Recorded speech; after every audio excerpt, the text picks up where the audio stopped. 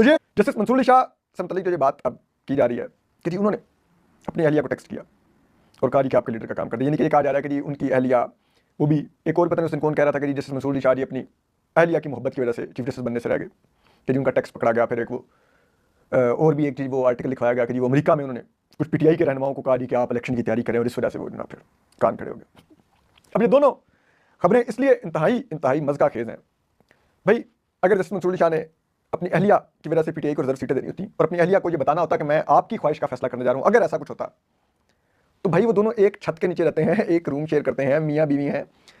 Justice Mansoor Ali Shah ने घर बैठ के भी फैसला लिखते हैं, दफ्तर में भी लिखते हैं, ज़्यादातर वो घर में बैठ के अपना फैसला टाइप करते थे, अपनी चीज़ें करते थे। उनका स्टाफ जो उनकी मुआवनत करता था वो घर पर भी, ऑफिस में भी, ठीक, यानी कि सुप्रीम कोर्ट में उनके चैम्बर में भी।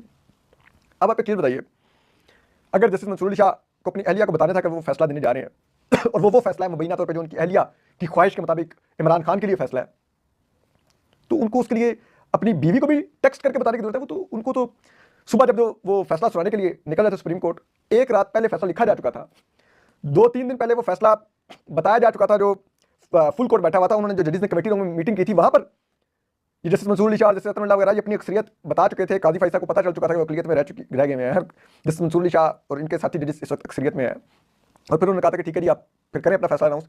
तो इतना कुछ हो चुका था, उसके बाद उन्हें अपनी अहलिया को टेक्स्ट करने की जरूरत थी। Like does that make any common sense?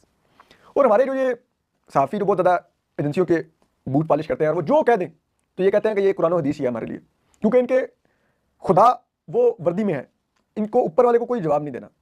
ठीक, तो ठीक है, अपनी इनकी है। जैसे लोग बुतों की भी तो पूजा करते ही हैं, लोग आग की भी पूजा करते हैं, लोग बहुत सी चीज़ों की पूजा करते हैं। तो अगर ये वर्दी वालों की पूजा करते हैं, उनको खुदा मानते हैं, तो इनकी चॉइस है, इसमें कोई ऐसी बात नहीं है। लेकिन एटलीस्ट जो वो बात करें उस पर कॉमन सेंस तो अप्लाई करें।